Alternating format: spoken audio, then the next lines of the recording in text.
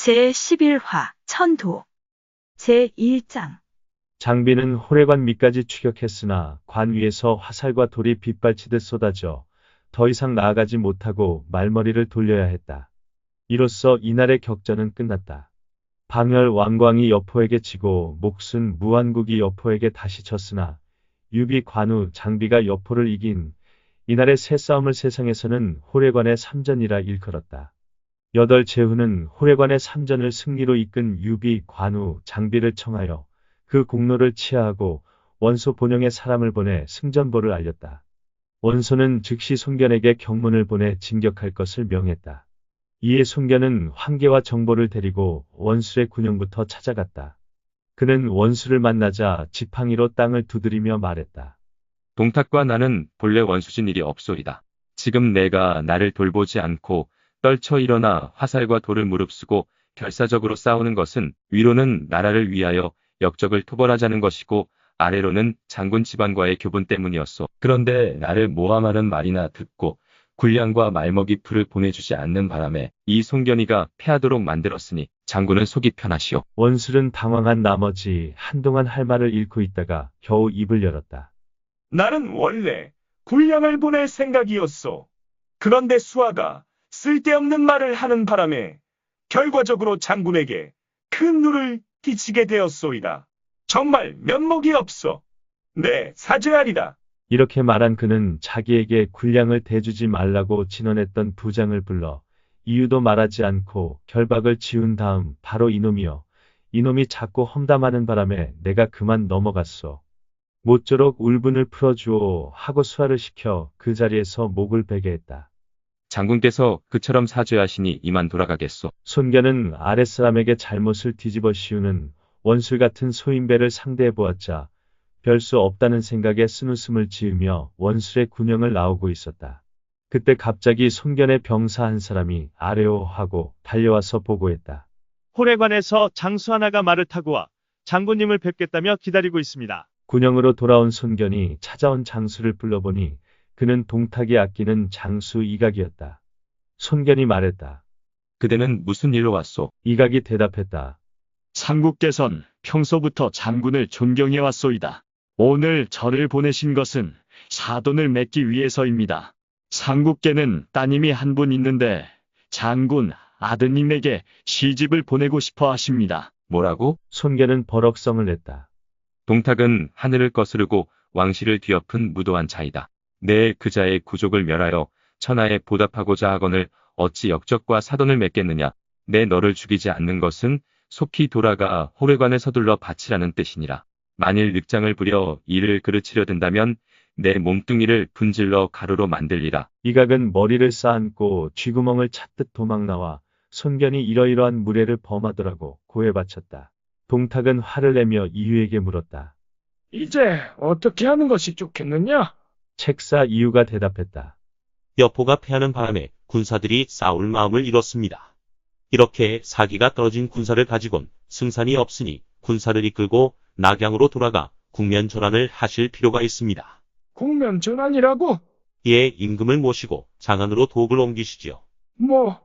그건 전도가 아니냐? 이에 낙양을 버리고 장안을 새 도읍으로 택하시라는 말씀입니다. 근자에 낙양성의 아이들이 부르는 동요 가운데 이런 노래가 있습니다. 서쪽에 한나라가 하나 있는데 동쪽도 한나라가 하나 있구나. 사슴이 장안으로 들어가야만 바야흐로 재앙이 사라지리라. 이 노랫말의 뜻을 생각건대 서쪽에도 한나라가 하나 있는데 라는 것은 고조께서 서쪽 장안에 도읍하시어 12대 임금이 이어져 내려온 것을 뜻합니다. 또 동쪽도 한나라가 하나 있구나 라는 것은 광무제가 동쪽 낙양에 도읍하시어 오늘에 이르기까지 역시 12대 임금이 이어져 내려온 것을 뜻합니다. 천운이 맞아 돌아갑니다. 그러니 상국께서 도읍을 장안으로 다시 옮기시면 화야흐로 걱정 근심이 사라지고 운이 훤하게 트일 것입니다. 그 말을 듣자 동탁은 앞이 훤하게 트이는 것 같았다. 내가 말하지 않았다면 나는 깨닫지 못하였으리라. 그런 뒤 그날 밤으로 군사를 돌려 여포와 함께 낙양으로 돌아갔다. 호래관의 삼전에서 반동탕 연합군의 승리를 가져온 유비, 관우, 장비의 무공은 이후에 풍수지리서를 거쳐 천도라는 엉뚱한 결과를 가져오게 되었다. 제2장. 낙양에 돌아온 동탁은 천도를 논의하기 위해 문무백관을 조정에 불러 모은 뒤 이렇게 말했다. 한나라가 경도 낙양에 도읍한 지도 200여 년이 지났어. 내가 보건대 낙양의 운세는 이미 쇠하고 실제 왕성한 기운은 장안에 있수이다.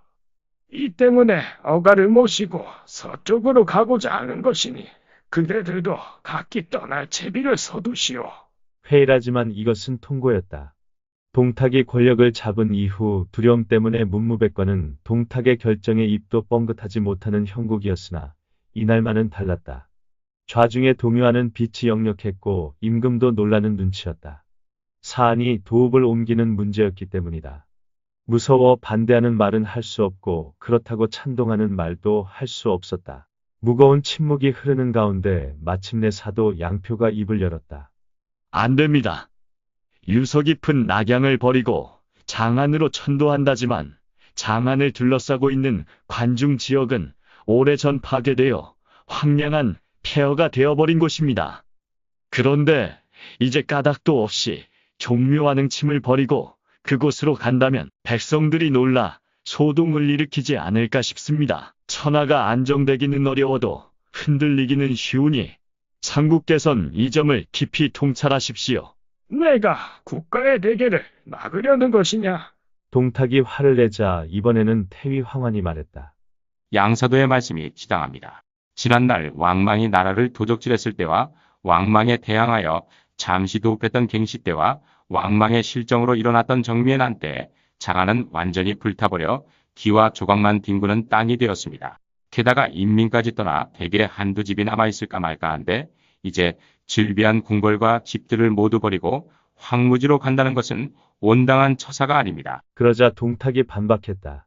관동 지방은 역적들이 바로하여 난리가 천하로 번지고 있지만 장안에는 효선과 함곡 같은 천년의 험준한 요새가 있고 또 노지방이 가까이 있으니 목재와 석재, 벽돌, 기와 등을 손쉽게 가져다 쓸 수 있다.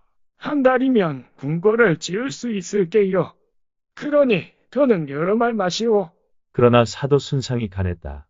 상국께서 도읍을 옮기신다는 소문이 나면 장사치는 사고팔지를 못하고 수공업에 종사하는 각종 장인들은 일자리를 잃으며 백성들은 떠돌이가 되어 소동을 일으켜 편안한 날이 없을 게입니다.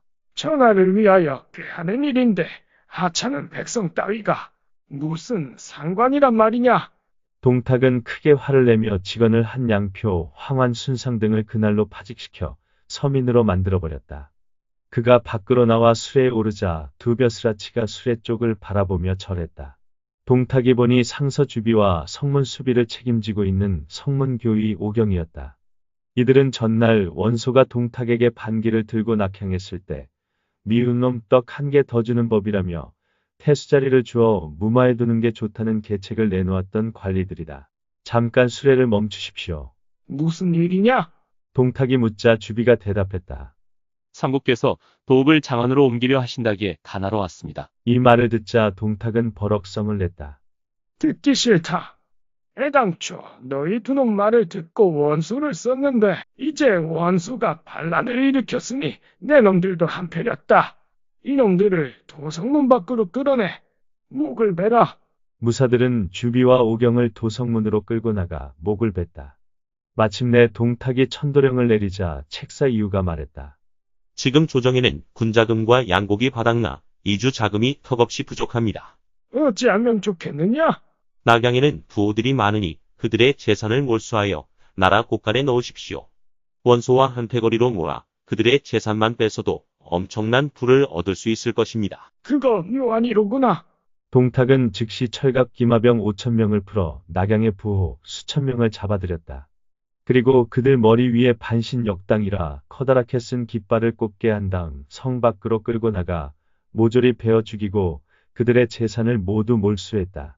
이 작업이 모두 끝나자 이유가 다시 동탁에게 귀띔했다. 새로 도읍하는 장안을 복구하자면 막대한 예산이 들어갑니다. 그럼 어찌하면 좋겠느냐? 우선은 역대 황제와 후비들의 능치만에 묻힌 각종 보물들을 파내어 충당하도록 하십시오. 동탁은 여포를 시켜 역대 황제와 후비들의 능을 파헤쳐 거기 묻힌 보물들을 꺼내라고 명령했다. 이에 여포가 능침을 파헤치자 이를 빌미로 병사들은 관민을 가리지 않고 무덤이란 무덤은 모조리 파헤쳐 값나가는 물건들을 챙겼다. 이렇게 모은 금은 보화와 진주, 비단 등 값진 물건이 수천 수레를 넘었다. 끝없이 이어지는 이 긴 짐술의 행렬들을 앞세우고 동탁의 휘하 장수인 이각과 곽사는 수백만 명에 달하는 낙양의 백성들을 가축대 몰듯이 몰며 낙양을 떠나게 했다. 그들은 백성들이 타국으로 빠져 달아나지 못하도록 5,000명을 한 단위로 만들어 그들을 감시할 병사를 중간중간에 집어넣었다. 그 병사들이 채찍질을 사용하며 독촉하니 백성들은 서로 밀치고 엎어지면서 도랑과 골짜기에 빠져 죽는 자가 수도 없이 많았다.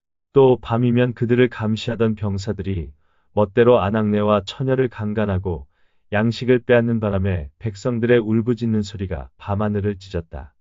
조금이라도 걸음이 더딘 자는 배후 3,000 군사의 윽박지름을 당하고 때로는 서슬퍼런 칼날에 맞아 죽임을 당하기도 했다. 백성들이 강제로 떠나고 무덤이 파헤쳐지고 낙양 부호들이 몰살당하는 참혹함 속에서도 오랫동안 터전을 닦아온 낙양성에 대해 미련을 버리지 못하고 미적거리는 사람들이 꽤 많았다.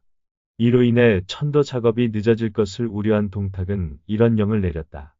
내일 새벽 인시를 기하여 궁문별궁, 성우, 성문 및 모든 관할을 전부 불지르라. 이에 낙양성은 불바다가 되었다. 특히 남북의 두 궁전에서 치솟은 불길이 서로 맞닿아 화려함과 웅장함을 자랑하던 장락궁은 잿더미로 변하고 말았다. 동탁이 모든 것을 불태우게 한 데는 앞으로 진격해열 연합군에 대한 청해전술의 의미도 들어있었다.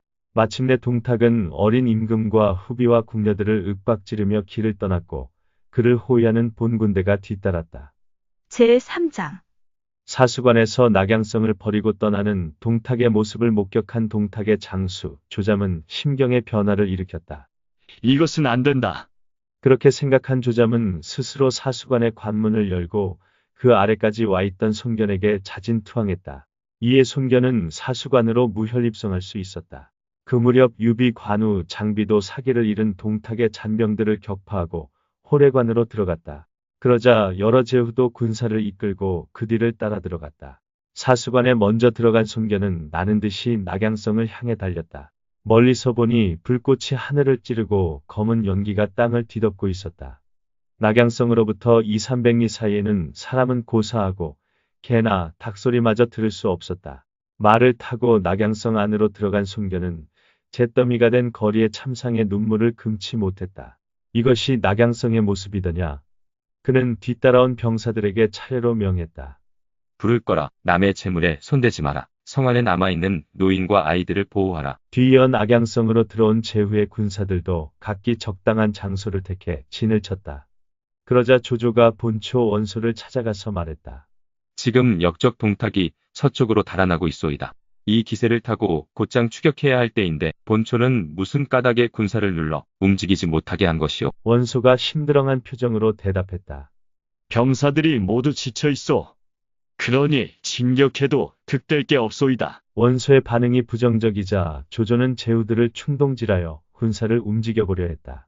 역적 동탁이 궁궐을 불사르고 임금을 끌고 간 까닭에 민심이 동요하여 어디에 의지해야 좋을지를 모르고 있소이다. 지금이야말로 하늘이 동탁을 망하게 하려는 때인즉 한번 싸워 천하를 평정할 수 있는데 무엇이 두려워 여러 제후께선 진격하지 않는 겝니까? 그러나 제후들은 하나같이 신중론을 피력했다. 경솔이 움직일 일이 아니오. 이런 꽉 막힌 사람들하고 내 무슨 일을 같이 하겠나? 심사가 뒤틀린 조조는 자리를 박차고 일어섰다. 그리고 자신의 휘하에 있는 1만여 명의 군사를 이끌고 하후돈 하후연 조인 조홍 이전 낙진 등과 함께 그날 밤 동탁을 뒤쫓기 시작했다. 이 무렵 동탁은 형양군을 지나고 있었다. 때마침 태수 서영이 군사를 거느리고 나와 동탁을 영접하니 백성들과 수많은 수레 행렬도 함께 멈추었다. 책사 이유가 동탁에게 다시 건의했다. 상국께서 낙양을 버리고 떠나셨으니 반드시 추격해오는 군사가 있을 겁니다. 서영에게 명하여 경양성 밖 산속 후미진 곳에 매복시키고 추격해오는 군사가 있거든 그냥 지나치게 놔두었다가 아군이 저들을 맞아 격파한 연후에 뒤에서 덮치게 하십시오. 그러면 뒤에 오는 적군은 더 이상 감히 우리를 추격해오지 못할 것입니다. 이 계책에 따라 동탁은 여포에게 정예병을 주어 뒤를 막게 했다. 이에 따라 여포가 동탁의 행렬과 뒤떨어져 가고 있는데 뒤에서 한 무리의 조조 군사가 추격해왔다. 아하, 이 예상을 벗어나지 않는구나. 여포는 껄껄 웃은 뒤 군말을 벌려 싸울 채비를 차렸다. 조조가 말을 몰고 앞으로 나서며 외쳤다. 역정놈아, 임금을 윽박지르고 백성을 몰아 어디로 도망치는 것이냐. 이에 여포도 맞받아쳤다. 주인을 배반한 겁쟁이야. 그 무슨 장꼬대냐? 그러자 창을 꼬나든 하우돈이 말을 몰아 곧바로 여포에게 달려들었다. 그도 14살 때 스승을 욕보인 검객의 목을 단칼에 베었을 만큼 무술이 뛰어난 자였다. 그런 하우돈과 여포 사이에 볼만한 대결이 시작되었다. 그러나 불과 몇 합이 진행되지도 않았을 때 한때 군사를 이끈 이각이 하우돈을 협공해왔다. 하우돈을 도우라. 조조가 영을 내렸다. 하후연이 칼을 휘두르며 달려나가자 이번에는 오른편에서 함성이 일어나며 곽사의 군대가 돌진해왔다. 곽사를 막으라. 조조가 다시 영을 내렸다. 조인이 급히 달려나갔으나 좌우, 중앙 세 방면에서 달려드는 적의 군세를 당해낼 도리가 없었다. 하후돈이 끝내 여포를 당해내지 못하고 말머리를 돌리자 여포는 그 기세를 타고 철갑 기마병들과 함께 조조의 군사를 덮쳤다. 이에 대패한 조조의 군사는 왔던 길을 되짚어 형양성 쪽으로 달아났다. 얼마나 달렸을까? 황막한 산자락에 도달했을 때는 이경이었으나 달빛이 대낮처럼 밝았다. 패잔병을 수습한 조조는 허기진 배를 채우기 위해 밥을 지으라고 일렀다. 이에 취사병들이 솥을 걸고 밥을 지으려는데 갑자기 사방에서 서영의 복병이 와 하고 쏟아져 나왔다. 조조는 급히 말을 타고 살 길을 찾았다. 그러나 얼마 못 가 서영과 정면으로 마주치게 되었다. 얼른 말을 돌렸으나 서영이 쏜 화살이 날아와 조조의 어깨 쭉지에 꽂혔다. 조조는 화살이 박힌 채로 달아났다. 산비탈을 가로지를 때 풀밭에 숨어있던 병사 2명이 조조의 말이 다가오는 것을 기다렸다가 동시에 창을 내질렀다. 조조의 말은 옆구리를 찔려 쓰러졌으며 조조 자신도 곤두박질 쳤다. 두 병사는 땅에 떨어진 조조를 사로잡아 결박했다. 바로 그때 한 장수가 나는 듯 말을 몰고 달려와 두 병사를 베어버리더니 아래서 뛰어내린 다음 조조를 안아 일으켰다. 조조가 정신을 차려보니 사촌동생 조홍이었다. 오너였구나. 나는 틀렸으니 너나 빨리 달아나거라. 형님답지 않게 왜 그런 말씀을 하십니까? 어서 말에 오르세요. 저는 걸어가면 됩니다. 적병이 닥칠 터인데 너는 어쩌려고 그러느냐. 천하는 제가 없어도 되지만 형님이 없으시면 안 됩니다. 아, 내가 다시 살아난다면 그건 내 덕이로구나. 조조는 조홍이 내준 말에 몸을 실었다. 조홍은 갑옷을 벗어던져 몸을 가볍게 한 뒤 땅에 창처럼 긴 칼을 끌면서 말을 따라 달리기 시작했다. 그렇게 사경이 될 때까지 달렸는데 앞에 문득 한 줄기 큰 강이 나타나며 그들의 길을 가로막았다. 뒤에서 추격해오는 적군의 함성이 점점 가까이 들려오자 조조는 체념한 듯이 말했다. 이제 외통수로 몰렸으니 무슨 수로 살겠느냐. 마음을 약하게 잡수시면 안 됩니다. 다행히 물이 깊지 않으니 제가 업고 건너겠습니다. 조홍은 조조를 부축해 말에서 내리도록 했다. 그리고 갑옷과 웃옷을 벗긴 다음 자신의 등에 업고 강을 건너기 시작했다. 간신히 건너편 기슭에 닿으니 뒤쫓아온 적병들이 강 건너로 화살을 날려보냈다. 조조는 물에 흠뻑 젖은 채로 달아났다. 날이 밝을 때까지 30여리를 달리다가 황토 언덕 밑에서 잠시 숨을 돌리고 있는데 갑자기 함성이 일어나면서 한때의 인마가 달려왔다. 상류 쪽으로 강을 건넌 서영의 군사가 추격해온 것이었다. 조홍이 칼을 뽑아 조조를 보호하려 했지만 몰려든 적병의 수가 너무 많았다. 아, 내 운은 여기까지란 말인가. 허둥거리던 조조는 맥이 풀려 그 자리에 털썩 주저앉고 말았다. 그러나 운은 거기서 끝나게 되어 있지 않았던 모양이다. 서영은 우리 주공을 해치지 말라. 조조가 소리 들리는 쪽으로 고개를 돌려보니 멀리 하우돈과 하후연이 10명의 기마병을 이끌고 나는 듯이 달려오고 있었다. 서영은 말머리를 돌려 하우돈에게 덤벼들었다. 하후돈은 창을 꼬나들고 달려와 그를 맞았다. 말을 엇갈리며 교전한 지 몇 합도 되지 않았으나 하후돈은 어느새 서영을 찔러 말 아래로 떨어뜨렸다. 그리고 나머지 군사와 함께 돌격하니 장수를 잃은 적군은 사방으로 흩어져 달아났다. 위기를 모면한 조조는 뒤늦게 군사를 이끌고 달려온 조인, 이전, 악진 등을 만나 지금까지 겪은 일을 되뇌며 기쁨과 슬픔을 동시에 나누었다. 실로 참담한 패배였다. 잔병을 수습하니 1만여 명의 병사들 가운데 살아남은 자는 겨우 500명에 지나지 않았다. 내 경솔함 때문에 병사들만 죽였구나. 일단 한해성으로 돌아가자. 조조가 말하자 하우돈 등 수하장수가 모두 고개를 끄덕였다. 그게 좋을 듯합니다. 훗날을 도모해야지요. 패배한 조조가 쓸쓸히 한해성으로 돌아간 것과는 반대로 방어에 성공한 동탁 일행은 무사히 장안으로 향할 수 있었다. 고품격 삼국지는 다음에도 계속됩니다. 이번에 이야기를 재미있게 읽으셨다면 좋아요와 구독을 눌러주세요.